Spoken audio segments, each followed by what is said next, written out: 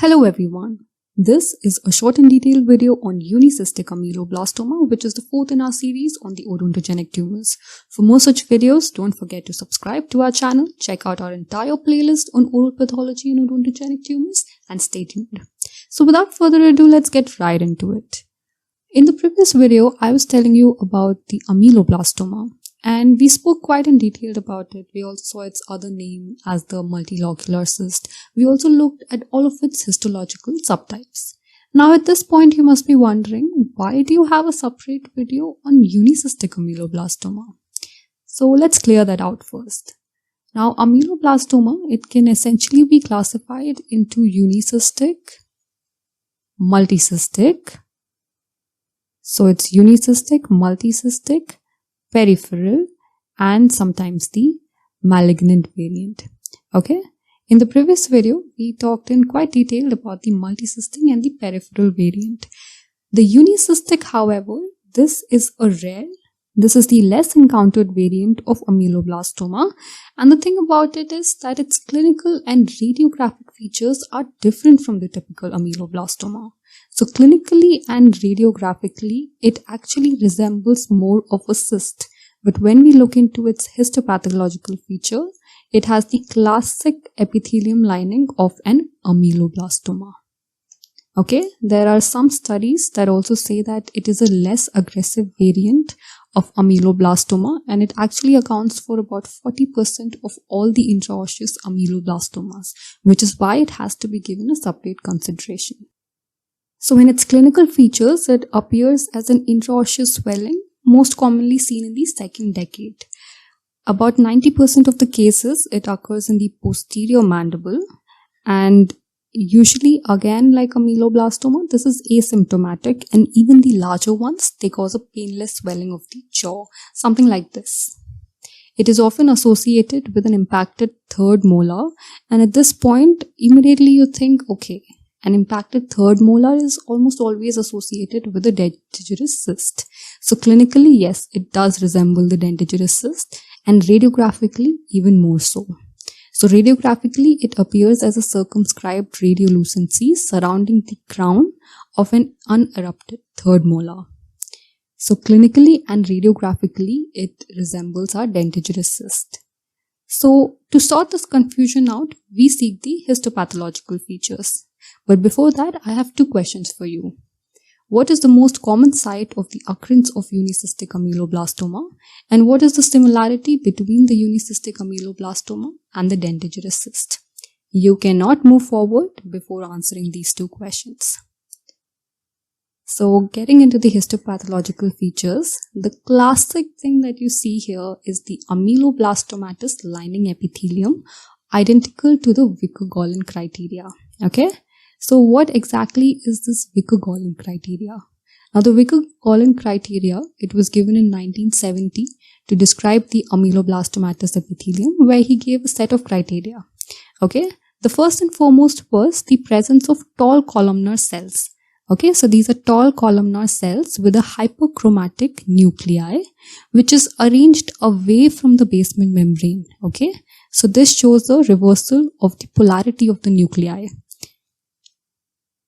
So tall columnar, hyperchromatic with a reversal of polarity. The fourth thing is that all of these nuclei, they're arranged at about the same level. So it gives it a palisaded nuclei appearance or a tombstone appearance.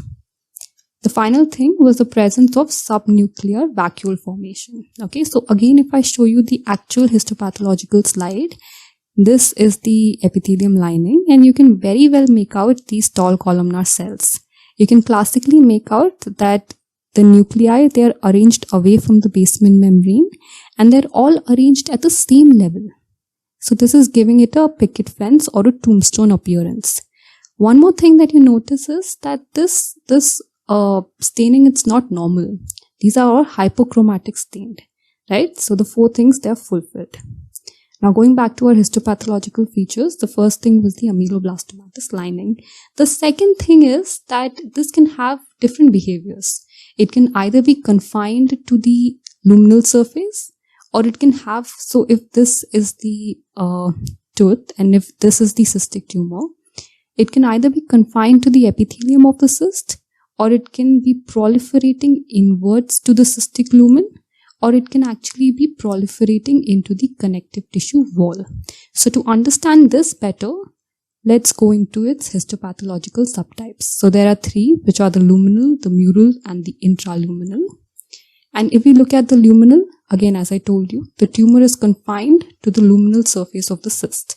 Okay, so at certain areas or throughout the cyst, in this case it's partial, there is the presence of the ameloblastomatous lining following the Vicker-Golin criteria.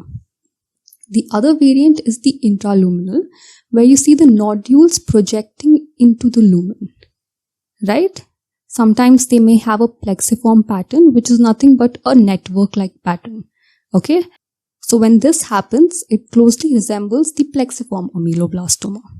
Now the third thing that can happen, so far it's done one thing, it has stayed in the epithelium.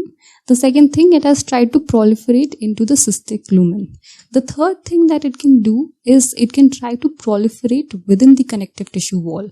So this is called the mural unicystic ameloblastoma, where the epithelial lining is infiltrating the connective tissue wall. Mural means wall. So it's infiltrating the connective tissue wall. So again, if we look at the histopathological diagram, the first one would be in the epithelium, the second one would be infiltrating the lumen, and the third one infiltrating the connective tissue. Finally, a quick note about its treatment and prognosis. It differs on individual basis. Regardless of that, it requires a follow-up treatment, and the treatment modality is very similar to ameloblastoma.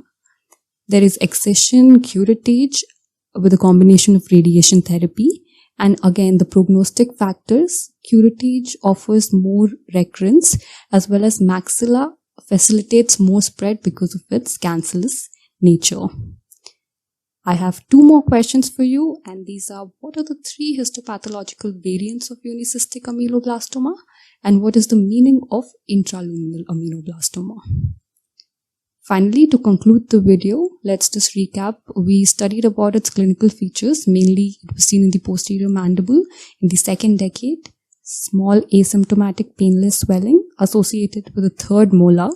Radiographically, again, it was associated with an unerupted third molar, very closely resembling a dentigerous cyst. Then we looked at its histopathological features, which showed us the ameloblastomatous lining following the Vicker-Golin criteria, and the three histopathological subtypes, which were the luminal, intraluminal, and mural. I will not forget that I gave you 4 questions, which were to find the most common site of occurrence, to find the similarity between this and dentigerous cyst, to find its histopathological variants, as well as to find the meaning of intraluminal ameloblastoma. So, finally, let's conclude the lecture.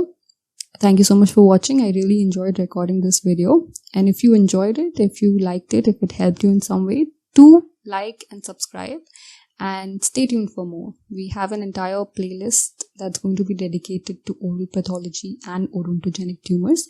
So make sure to check that out as well. Anyway, have a good day, and I hope to see you soon again. Bye bye.